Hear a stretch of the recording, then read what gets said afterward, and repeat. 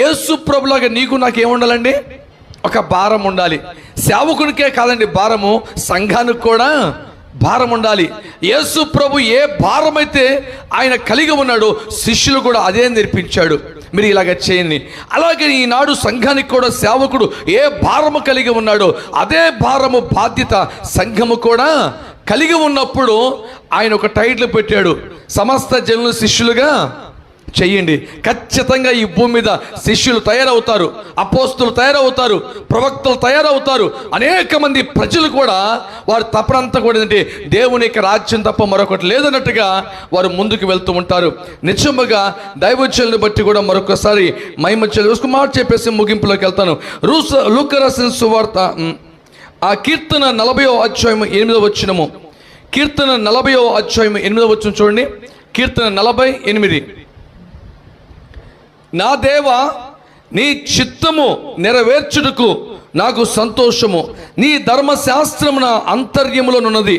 నా దేవుని చిత్తము నెరవేర్చుటకు నాకు సంతోషము. సంతోషం ఎప్పుడు వచ్చిందండి సేవకునికి? నాకైతే నా వ్యక్తిగతంగా ప్రియ సంగమా, ఈరోజు మీటింగ్ ఉందంటే బిర్యానీ తింటే ఎంత సంతోషంగా ఉండదో అంత సంతోషం వేసింది నాకు నిజంగా. ఎందుకంటే ప్రియ సంగమా, ఈరోజు కూడికుందా అమ్మ, సువార్త ప్రకటిస్తున్నామా, ఏ విధము చేతను ఒక్క వ్యక్తి అన్న క్రీస్తు యొద్దకు నడిపించబడతాడని ఆశ ఒక ఎత్తుగా నాకు ఎలా ఉండేదంటే ప్రియ సంగమా, ఎంతో సంతోషంగా ఉండేది.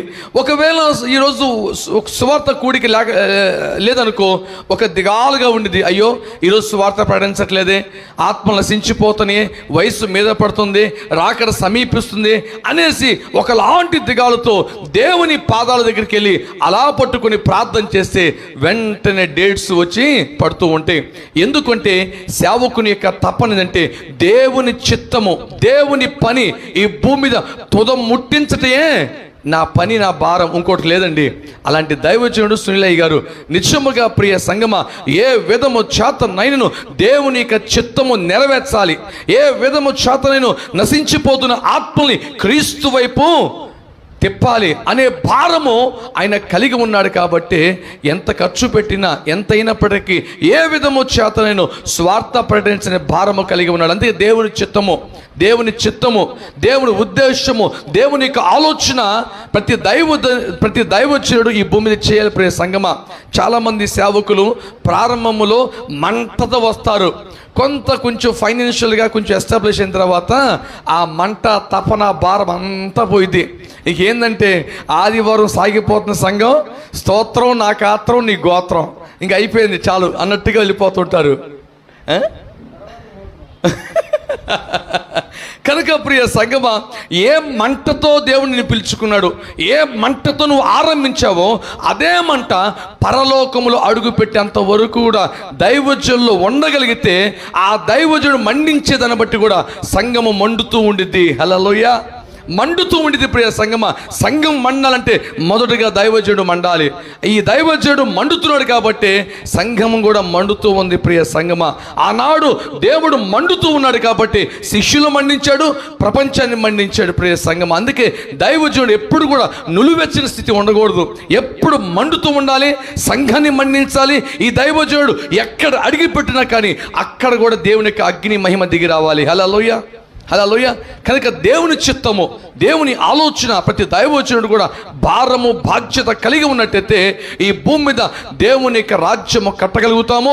నశించిపోతున్న కొన్ని కోట్ల మందిని దేవుని వైపు టర్న్ చేయగలుగుతాము. కనుక సునీలయ్య గారు పడుతున్న ఈ ప్రయాస వ్యర్థం కాకూడదు. కానీ రాబో దినాల్లో ఒక మంచి మందిరాన్ని, ఒక మంచి స్థలాన్ని అలాగని వేల మందితో దేవుడు నింపి దైవజనుల్ని వాడుకొనుగాక.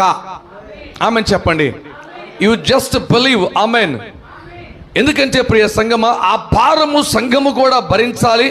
ఆ సంఘము దైవజనుడు ఏక మనసు, ఏకాత్మ కలిగి ప్రియ సంఘమ భూమి మీద అడుగు పెట్టడంతోనే నశించిపోతున్న కోట్ల మందిని దేవుని వైపు టర్న్ చేయొచ్చు. కనుక దైవజనుడికి ఏ స్పిరిట్ లీడింగ్లో ఉన్నాడు, ఏ భారముతో ఉన్నాడు, అదే భారము సంఘము కూడా కలిగి ఉండాలని ప్రభు పేట మనము చేస్తూ ఈ నా మాటలో ముగిస్తున్నాను. చిన్న మాట ప్రార్థన.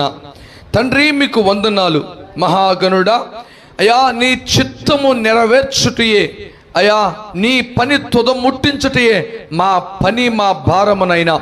ఆనాడు నా తండ్రి పనుల మీద ఉన్నానని మీరు ఎరగరా? నిజమేనయ్యా. ఈ భూమి మీద 3.5 సంవత్సరాల పరిచర్య కాలంలో తండ్రి ఎక్కడ కూడా టైం వేస్ట్ చేసుకోలేదు అయ్యా. పగలంతా పరిచర్య, రాత్రి గెస్సమనే వనము. నిజమే, ఈనాడు ఈ భూమి మీద దైవజనులుగా మేము కూడా ఎక్కడ టైం వేస్ట్ చేసుకోకుండా అయ్యా 24 గంటలు 365 రోజులు కూడా మీతో నడుస్తూ ఆత్మల భారమే సంపాదనముగా ముందు కొనసాగే కృప భాగ్యం మాకు దయచేయండి. మీ పరిచర్య తుదముట్టించుటే ప్రభా మా భాగ్యమునైనా, మీ పరిచర్య తుదముట్టించుటే ప్రభా మా లక్ష్యమునైనా. అట్టి కృప మాకు దయచేయండి. సునీల్ అయ్య గారిని, వారి పరిచర్యని, అమ్మగారిని దీవించండి ప్రభా. ప్రత్యేకంగా ఒక మంచి మందిరాన్ని దయచేయండి. అలాగే ప్రభా ఈ పరిచర్య అంతటిని దీవించండి. సహకరించేవాడు మీరు లేపండి అయ్యా, సహాయం చేసేవారు మీరు లేపండి. ఫైనాన్షియల్ డోర్స్ మీరు ఓపెన్ చేయండి. ఇంకా అనేక ప్రాంతాల్లో అయ్యా మరి దైవజనులకు విజన్ ఉంది, సంఘాలు కట్టాలి అయ్యా, మరి బైబిల్ కాలేజ్ కట్టాలి, శిష్యులను తయారు చేయాలి అని అనేకమైన విజన్తో ఉన్నాడు. కానీ అయ్యా మరి ఆసక్తి ఉంది కానీ ముందుకు వెళ్ళలేకపోతున్నాడు. అయ్యా అడ్డుపడుతున్న ప్రతి ఆటంకాలను దూరపరచండి. మీ సన్నిధానముతో నింపండి, మీ మహిమతో నింపండి, మీ కృపతో నింపండి ప్రభా. అయ్యా దైవజనుడు పడుతున్న ప్రయాస వ్యర్థం కాకూడదు. కానీ అయ్యా అయ్యా తను అనుకున్న దానికంటే 2 పాళ్ళ ఆశీర్వాదముతో నింపి తన పరిచర్య మీద మీ కృప ఆశీర్వాదములు దయచేసి బలముగా అయ్యా శక్తివంతంగా దైవజనుడు వాడుకోమని, క్రొత్త ఆత్మల మీద నడిపించండి, వచ్చిన వారిని స్థిరపరచండి. దైవజనుడి యొక్క మాటకు లోపడే భాగ్యము కృప దయచేయమని, నా పక్కన దైవజనులు వారి సంఘాలని, వారి కుటుంబాలను దీవించమని నజరేయుడైన యేసు నామములో అడిగి వేడుకుంటున్నాం తండ్రి. ఆమేన్, ఆమేన్. ఇట్టి అవకాశం ఇచ్చిన దైవజనులు సునీల్ గారికి ప్రత్యేకమైన నా హృదయపూర్వక కృతజ్ఞతలు.